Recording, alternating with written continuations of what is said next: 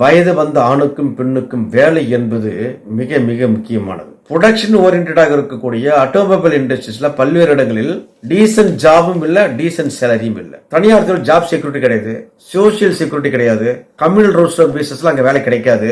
தூய்மை பணியை செய்கின்றவர்களுக்கு ஒரு மாதத்துக்கு 50,000 ரூபாய் சம்பளம் என்று அரசு அறிவிக்குமானால் அந்த வேலையை செய்வதற்கு நிறைய பேர் வருவாங்க, ஆண்கள் எல்லாரும் வருவாங்க. அதே போன்ற எல்லா பணிகளுக்குமான ஊதியத்தை உயர்த்தி கொடுக்கின்ற பொழுது இந்த பணிதான் சிறந்தது, இந்த வேலை தான் சிறந்தது, இந்த வேலைக்கு மட்டும்தான் போகணும்னு யாரும் நினைக்க மாட்டான்.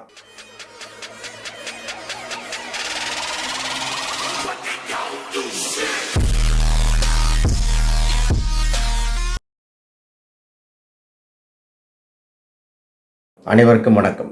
நான் உங்கள் TJ சங்கர். இந்த சேனல் சமூக விழிப்புணர்வு கொண்ட வேலைவாய்ப்பற்ற இளைஞர்களுக்காக, மாணவர்களுக்காக, ஏழை எளிய குடும்பத்தை சார்ந்தவர்களுக்காக பிரத்யேகமாக வெளியிடப்படக்கூடிய வீடியோ பதிவுகள், அதற்காக உருவாக்கப்பட்டதான் இந்த சேனல். இந்த சேனல்ல நிறைய பேர் கேட்டாங்க, இதனால் நீங்கள் என்ன சாதிக்க போகிறீர்கள் என்றெல்லாம் கேட்டாங்க. நான் எதை சாதிக்கிறோம் என்பது அல்ல, இந்த சமூகத்திற்கு என்ன செய்கிறோம் என்பதுதான் முக்கியம். நான் விதைத்துக் கொண்டே இருக்கிறேன், அது முளைத்தால் மரம், இலையல் மண்ணுக்கு உரம் என்று சொல்வது போல நான் பல விஷயங்கள் விதைத்துக் கொண்டே இருக்கிறேன். விதைத்துக் கொண்டு இருப்பதுதான் இந்த வீடியோனுடைய, இந்த சேனலுடைய மிக மிக முக்கியம். அந்த பணிகள் ஒன்றுதான் தொடர்ந்து நாம் இந்த வீடியோ பதிவுகளை போடுறோம். குறிப்பாக வேலை வாய்ப்பற்ற இளைஞர்கள் படுகின்ற இன்னல்கள், துன்பங்கள், அவர்களிடம் வறுமை ஒழிய வேண்டும், அவர்கள் இந்த சமூகத்தில் ஒரு மேம்பட்ட வாழ்க்கையை வாழ வேண்டும் அப்படின்ற ஒரு மிகப்பெரிய உயர்ந்த நோக்கத்துக்காக தான் நம்ம தொடர்ந்து இந்த வீடியோ பதிவுகளை போடுறோம். அப்போ அப்படி போடக்கூடிய இந்த விஷயத்துல, இந்த சேனல்ல பல கருத்துக்கள் சொல்றோம். உலகம் முழுக்க இருக்கிற பல்வேறு கருத்துக்களை எல்லாம் கொண்டு இந்த வீடியோ சேனல் மூலமாக உங்களுக்கு கொண்டு வந்து சேர்க்கிறோம். அரசுடைய பல்வேறு திட்டங்கள், அரசு என்ன ஆபத்தான திட்டங்கள் சொல்றாங்க, கொண்டு வர போறாங்க என்பதை பற்றி எல்லாம் உங்களுக்கு சொல்றோம். பொருளாதார ரீதியாக இந்தியா எப்படி பின்னோக்கி இருக்குது, தமிழகம் எப்படி பின்னோக்கி இருக்கிறது, தொழில் வளர்ச்சி எப்படி இருக்குது என்று அனைத்து விஷயங்களையும் மாணவர்களுக்கு, இளைஞர்களுக்கு, இந்த சமூகத்திற்கு என்ன தேவையோ தேவையான விஷயங்களை கொண்டு வந்து சேர்க்கின்ற பணியை இந்த சேனல் செய்கிறது, நான் உங்களுக்கு செய்கின்றேன். எனவே இந்த சேனலை பார்க்கின்ற அன்பர்களுக்கு, நண்பர்களுக்கு ஒரு வேண்டுகோள், இந்த சேனலை சப்ஸ்கிரைப் பண்ணுங்க, ஷேர் பண்ணுங்க, லைக் பண்ணுங்க. கண்ணுக்கு எட்டாத தூரத்தில் இருக்கக்கூடிய எங்கேயோ ஒரு இளைஞன் இந்த சேனலை பார்த்து பயன் அடைவார் என்று சொன்னால் அதை விட சந்தோஷமான ஒரு விஷயம் எனக்கு வேறு எதுவும் இருக்க முடியாது. கண்ணுக்கு தெரியாதவர்களுக்கும் கொண்டு போய் சேர்க்க வேண்டிய பணி உங்களுடைய பணி, அதை செய்வீர்கள் என்று நான் முழுமையாக நம்புகிறேன். இப்போ வேலை என்பது ஒரு ஆணாக இருந்தாலும் சரி, பெண்ணாக இருந்தாலும் சரி, வயது வந்த ஆணுக்கும் பெண்ணுக்கும் வேலை என்பது மிக மிக முக்கியமானது. பெற்ற தாயை காப்பாற்றுகின்ற பொறுப்பு மகனுக்கு இருக்கிறது, மகன் இல்லாத வீட்டில் பெண்ணுக்கு இருக்கிறது. குடும்பத்தை தலைமை தாங்க வேண்டிய பொறுப்பு பெண்ணுக்கும் இருக்கிறது, ஆணுக்கும் இருக்கிறது. அதில் முதல் பிள்ளை ஆண் பிள்ளையாக பிறந்து, அதற்கு பிறகு ஆண் பிள்ளையும் பெண் பிள்ளையும் பிறந்த அந்த குடும்பத்தில் 3, 4, 5 பேர் இருக்கக்கூடிய அந்த குடும்பத்தில் தலைமகனாக பிறந்த ஆண் மகனுக்கு இருக்கக்கூடிய பொறுப்புகள் என்பதும் வேதனைகள் என்பதும் மிக மிக அதிகம். ஒரு நல்ல வேலை கிடைக்கவில்லை என்று சொன்னால் அவர் எப்படி துன்பப்படுவார், துயரப்படுவார் என்பதை தலைமகனாக இருக்கக்கூடிய குடும்பத்தில் உள்ளவர்களை போய் கேட்டு பார்த்தால் தெரியும் அது எவ்வளவு கொடுமையானது என்று. அதே மாதிரி தந்தையை நல்ல வேலையில் இருந்து குடும்பத்தை காப்பாற்றியிருந்தால் பிரச்சனை இல்லை.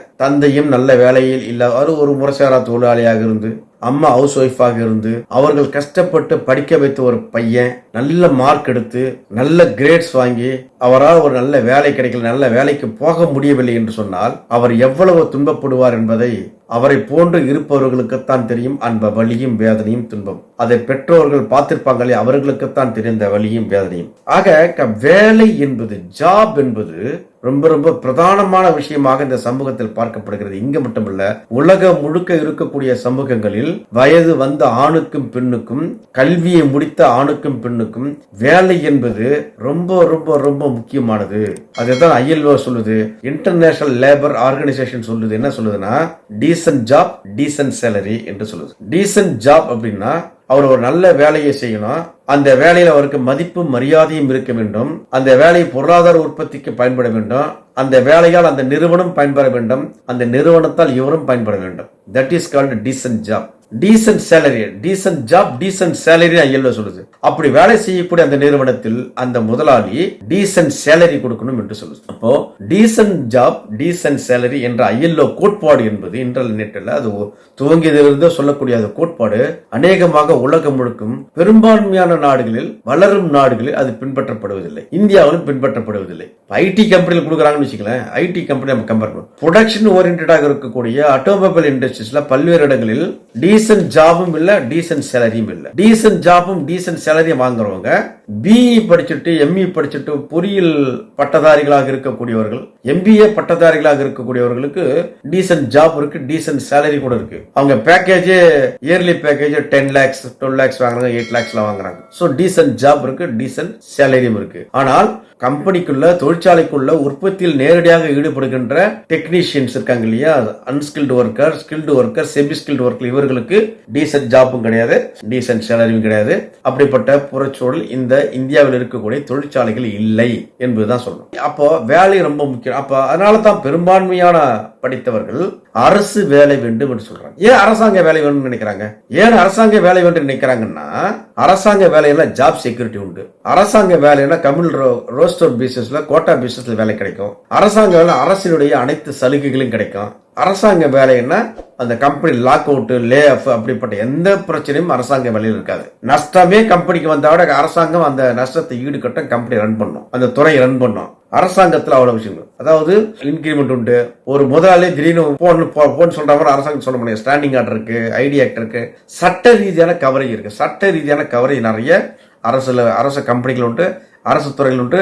அரசு சமூகம் சார்ந்த பல்வேறு நல பயன்களை அறிவித்திருக்கு, அரசாணைகள் மூலமாக கொடுத்திருக்கு. அரசாங்க வேலையில தான் எக்ஸைஸ்மெண்ட் உண்டு வேலை, எக்ஸைஸ்மெண்ட் டிபெண்டன்ட்டுக்கு ஒரு ஃபேமிலி ஒரு ஆளுக்கு உண்டு, கலப்பு திருமணம் செய்து கொண்டவர்களுக்கு உண்டு, தமிழ் வழி கல்வி பயின்றவர்களுக்கு 20% உண்டு. இப்படி எண்ணற்ற விஷயம் சொல்ல முடியும். அரசாங்கத்திற்காக நிலம் கொடுத்தோர் என்ற வகையில் நிலம் கொடுத்தவர்களுக்கு வேலை உண்டு. இப்படி நிறைய இருக்குன்னு வச்சுங்களேன். ஆனா அது தனியார் துறையில் கிடையாது. வேலை பாதுகாப்பு உண்டு, ஜாப் செக்யூரிட்டி, சோசியல் செக்யூரிட்டி எல்லாம் அரசு துறை வேலையில் உண்டு. தனியார் துறையில் வேலையில் உண்டா? தனியார் துறையில கிடையாது. ஐடி கம்பெனியில போனீங்கன்னா ஐடி கம்பெனி முதலாளி ஏதோ ஒரு காரணத்துக்கு ஏதோ ஒரு பிரச்சனையில அந்த தொழிலாளி சிக்கல் பண்ணிட்டாரோ, ப்ராப்ளம் பண்ணிட்டாரோ, ஏதோ தவறு, சின்ன தவறு பண்ணிட்டாருன்னா அந்த முதலாளி அந்த தவறை பெரிய தவறாக எண்ணி இனிமேல் இவன் இந்த கம்பெனிக்கு தேவையில்லை என்று முடிவு செய்து விட்டால், காலையில் முடிவு செய்தால் மாலையில் அவரை வரவழைத்து அவருக்கு செட்டில்மெண்ட் கொடுத்து வீட்டுக்கு அனுப்பிச்சிட முடியும். ஐடி கம்பெனில, பன்னாட்டு நிறுவனங்களில் பண்ணிட முடியும். லிமிடெட் கம்பெனில நம்ம ஒரு கம்பெனி, நம்ம ஒரு முதலாளி அப்படி பண்ணுவாரு. அப்படி பண்ணக்கூடாது, பண்ண முடியாது. சட்டம் இருக்கு. சட்டம் இருந்தாலும் நான் பண்ணுவேன்னு அடாவடியா பண்ற ஆட்கள்லாம் இருக்கிறாங்க. சோ தனியார் துறையில் என்ன நடக்கும்னா ஜாப் செக்யூரிட்டி கிடையாது. 8 மணி நேர கடுமையான உழைப்பு, 8 மணி நேரம் உழைத்து ஆகணும். அந்த உழைப்பை அவர் கண்டிப்பாக செலுத்த வேண்டும். அது தப்பு சொல்லணும், கரெக்ட் தான். அரசாங்கத்திடம் கிடைக்கக்கூடிய சலுகைகள்லாம் கிடைக்காது. அரசாங்கத்துல 15 நாள் 14 நாள் கவர்மெண்ட் ஹாலிடேஸ் உண்டு. இந்த வருஷம் 15 நாள், 40 days 15 days. தனியார் துறையில மொத்தம் 8 நாள் தான். கவர்மெண்ட் ஹாலிடேஸ் 8 நாள் தான். நேஷனல் ஹாலிடேஸ் 8 days தான். அதுக்கெல்லாம் கொடுக்க மாட்டாங்க. அது மாதிரி லீவ் எடுத்தா லேஸ் ஆப்பி தான். தனியார் துறைக்கு அரசு துறைக்கு வித்தியாசம் சொல்றேன். தனியார் துறை ஜாப் செக்யூரிட்டி கிடையாது, சோசியல் செக்யூரிட்டி கிடையாது, கம்யூனல் ரோஸ்டர் பேசிஸ்ல அங்க வேலை கிடைக்காது. முழுமையாக 8 மணி நேரத்தை உழைத்து ஆக வேண்டும். கம்பெனி நஷ்டத்தில் இயங்குது என்று சொன்னா கம்பெனி லே ஆஃப் கொடுப்பாங்க, லாக் அவுட் பண்ணுவாங்க. ஒருத்தர் பிடிக்கலன்னா உடனே வேலையை விட்டு அனுப்பிச்சிட முடியும். இப்படி தனியார் துறையில இவ்வளவு மைனஸ் இருக்கு. இது இந்தியாவில் தான் இருக்கா? இந்தியாவை போன்று இருக்கக்கூடிய பாகிஸ்தான்ல இருக்கு, பங்களாதேஷ்ல இருக்கு, ஸ்ரீலங்கால எல்லாமே இருக்கு. நம்ம இந்தியா மட்டும் பேசுவோம், இந்தியாவில் இருக்கிறது. ஆனால் இந்தியாவில் இருப்பதை போன்று வேறு சில நாடுகள் அதிகமா இல்ல. இங்கதான் ஜாஸ்தியா இருக்கு. எக்ஸ்பிளாய்டேஷன் என்பது தொழிலாளர்களை ஏமாத்துகின்ற எக்ஸ்பிளாய்டேஷன் என்பது இங்கதான் உண்டு. இது முதலாளித்துவ நாடு, அமெரிக்க முதலாளித்துவ நாடு, ஐரோப்பா முழுக்க ஆங்கிலம் பேசும் நாடுகள் எல்லாமே முதலாளித்துவ நாடுகள் தான். அங்கேயும் தொழிலாளிகள் இருக்கிறாங்க. அங்கெல்லாம் எக்ஸ்பிளாய்டேஷன் இந்தியாவில் இருக்கின்றது மாதிரி கிடையாது. அங்க ரொம்ப ரொம்ப ரொம்ப குறைவாக இருக்கிறது, இங்க அதிகமாக இருக்கிறது. அதனால்தான் முதலாளிகள் தொழிலாளிகளுக்கு சம்பளத்தை குறைத்து கொடுக்கிறாங்க. அதுதான் பிரச்சனை. எல்லாரும் கவர்மெண்ட் ஜாப் வேணும், கவர்மெண்ட் ஜாப் வேணும்னு நினைப்பதற்கு காரணமே தனியார் துறையில் ஜாப் செக்யூரிட்டி இல்லை. இப்படி நான் சொன்ன இத்தனை பிரச்சனைகள் இருப்பதனால்தான் தற்காலிகமாக அங்க வேலை செய்வாங்க. நிரந்தரமாக வேலை செய்வதற்கு அரசு வேலைக்கு முயற்சி செய்து கொண்டே இருப்பாங்க. அரசு வேலை கிடைச்சா போயிடுவாங்க, தனியார் தொழில் வேலை செய்ய பண்ணுவாங்க. இது தொடர்ந்து எல்லார்கிட்டையும் இருக்கு. இதுக்கு என்ன தீர்வு? இந்த தீர்வைத்தான் நாம் இப்போ சொல்ல நினைக்கிறோம். தொழிலாளி என்று வரையறுக்கப்பட்ட பிறகு அரசு துறையில் பணியாற்றக்கூடிய தொழிலாளி, தனியார் துறையில் பணியாற்றக்கூடிய தொழிலாளி என்றெல்லாம் பேதம் பார்க்காமல் தொழிலாளி என்ற அனைவருக்கும் இதெல்லாம் கொடுக்க வேண்டும் என்று ஒரு சட்டம் வரையறுக்கப்பட வேண்டும். இது வந்து சீனால இருக்கு. சோசியலிசத்தை நோக்கி சோசியலிச நாடுகளில் உண்டு. குறிப்பா நான் சீனா தான் சொல்ல நினைக்கிறேன். மற்ற நாடுகள் சொன்னா அவளை பொருத்தமா இருக்கு. ஏன்னா இண்டஸ்ட்ரீஸ்ல நம்பர் 1 பொருளாதாரத்தில் வலிமை வாய்ந்த நாடுகள் இப்படி உலகம் முழுக்க பார்த்தா இப்ப இணையாக அமெரிக்கா இணையாக வருது. இன்னும் 5 ஆண்டுகள்ல அமெரிக்கா ஓரலுக்கு போய் சீனா போயிடும். அதுதான் நம்பர் 1 வரும்போது உலகம் முழுக்க அவருடைய ப்ராடக்டை கொண்டு போய் சேர்த்துக்கொண்டே இருக்கிறாங்க. சீன பொருட்கள் இல்லாத நாடுகளே உலகத்தில் எந்த நாடு கிடையாது. இப்ப சீனால பாத்தீங்கன்னா அரசாங்க வேலை இருக்கிறது, தனியார் வேலை இருக்குது. ஆனா அரசினுடைய சட்டம் என்ன சொல்லுதுன்னா எந்த வேலையா செய்தாலும் சரி, இதுதான் சட்டம். இந்த சட்டத்தின் அடிப்படையில் அவருக்கு சம்பளத்தை கொடுத்தோம், இந்த சட்டத்தின் அடிப்படையில் ஒரு போனஸ் கொடுத்தோம், இந்த சட்டத்தின் அடிப்படையில் அவருக்கு விடுப்பு கொடுத்தோம் என்ற சட்டம் கராராக அமுலாகிறது சீனால. இப்ப இங்கிலீஷ் கண்ட்ரில சொல்ல சைனா கூட இங்கிலீஷ் கண்ட்ரி எடுத்துலாமே, அமெரிக்கா, ஆஸ்திரேலியா, நியூசிலாந்து, கனடா இது போன்ற நாடுகள்ல அவங்க வந்து குறைந்தபட்ச ஊதியத்தை எப்படி குறைந்தபட்ச ஊதியம் நிர்ணயிக்கிறாங்கன்னா 1 ஹவருக்கு இத்தனை மினிமம் இத்தனை டாலர் 1 ஹவருக்கு. இப்ப வந்து $12. கனடால பாத்தீங்கன்னா 12.5 1 மணி நேரத்திற்கு $12.5 சேலரி. அன்ஸ்கில்டு ஒர்க் சொல்றேன். இருக்கட்டிலே மட்டமான லோயஸ்ட் ரேங்க்ல இருக்கக்கூடிய ஒரு வேலையை செய்தாலேயே அவருக்கு 1 ஹவருக்கு 12.5 கொடுக்கணும். $1 வந்து இன்னைக்கு $66, கனடியன் டாலர் ரஃப்லி $66 வச்சுங்களேன். அப்ப 1 மணி நேரத்துக்கு இவ்வளவு சம்பளத்தை கொடுக்கணும் என்று அது அரசு துறையா இருந்தாலும் சரி, தனியார் துறையா இருந்தாலும் யாரா இருந்தாலும் கொடுத்துனாங்க. முதலாளித்துவ நாட்டிலே சொல்றேன் நான். அப்படி நிர்ணயித்துட்டு வச்சுங்களேன், இந்தியாவில் நிர்ணயித்துட்டா எந்த வேலை செய்தாலும் குறைந்தபட்ச ஊதியத்தை கொடுக்க வேண்டும். இப்ப குறைந்த மினிமம் வேஜஸ் எல்லாம் இருக்கு, பிடபிள்யூ இருக்கு. அது அந்த குறைந்த ஊதியம் வாழ்வதற்கான குறைந்தபட்ச ஊதியம். கணவன் மனைவி 2 குழந்தை, ஒரு வாடகை வீடு, பள்ளி செலவு, உணவு அப்படின்னு பார்த்தா அதை ஒட்டி போடக்கூடிய கணக்கில் குறைந்தபட்ச ஊதியமாக ஒரு 1 ஹவருக்கு $12, $13 கனடா நிர்ணயிக்கிற மாதிரி, அமெரிக்கா நிர்ணயிக்கிற மாதிரி, இத்தனை யூரோ என்று ஐரோப்பா நிர்ணயிக்கிற மாதிரி இந்தியாவிலும் குறைந்தபட்ச ஊதியத்தை நிர்ணயித்து விட்டால் அந்த குறைந்தபட்ச ஊதியம் வந்து இவர்களுக்கு பொருளாதாரத்தை வலிமைமிக்கவர்களாக ஏழை எளிய மக்களை மாற்றிடும். எந்த வேலைக்கு வேணாலும் போவாங்க. குறிப்பாக இந்த அன்ஸ்கில்டு ஒர்க், இந்த வேலையே செய்ய மாட்டேன் என்று சொல்லக்கூடிய அப்படிப்பட்ட வேலைகளுக்கான குறைந்தபட்ச ஊதியத்தை உயர்த்தி கொடுக்கின்ற பொழுது தூய்மை பணியை செய்கின்றவர்களுக்கு ஒரு மாதத்துக்கு $50,000 சம்பளம் என்று அரசு அறிவிக்குமானால் அந்த வேலையை செய்வதற்கு நிறைய பேர் வருவாங்க. அங்க எல்லாரும் வருவாங்க. அதே போன்ற எல்லா பணிகளுக்குமான ஊதியத்தை உயர்த்தி கொடுக்கின்ற பொழுது இந்த பணிதான் சிறந்தது, இந்த வேலை தான் சிறந்தது, இந்த வேலைக்கு மட்டும்தான் போகணும்னு யாரும் நினைக்க மாட்டான். எல்லா வேலைக்கும் எல்லாரும் வருவாங்க. அப்போ அரசாங்க வேலைக்கு தான் போகணும்னு யாரும் சொல்ல மாட்டான். தனியார் வேலைக்கு நான் போகணும்னு சொல்லுவான். இங்க அதான் சைனாவில் தான் நடக்கும். சைனாவில் அரசாங்க வேலைக்கு போவதற்கு ஆர்வம் தெரிவிப்பவர்களை விட அரசாங்க வேலையை விட அதிகமான சம்பளத்தை கொடுக்கக்கூடிய தனியார் துறைக்கு போவதைத்தான் அங்கு இருக்கக்கூடிய சீனர்கள் விரும்புகிறார்கள் என்று ஒரு அரசின் புள்ளி வர சொல்லுது. அதே மாதிரி இந்தியாவில் பண்ண முடியுமா?